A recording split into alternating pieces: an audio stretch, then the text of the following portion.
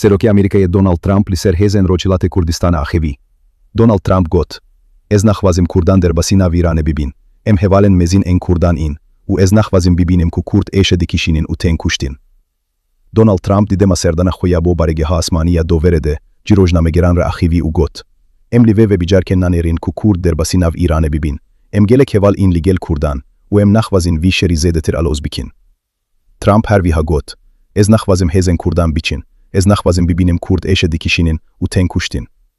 Pevendiyekê me ya gelek baş heye, ew amade ne, lê min got: Ez naxwazim herîn.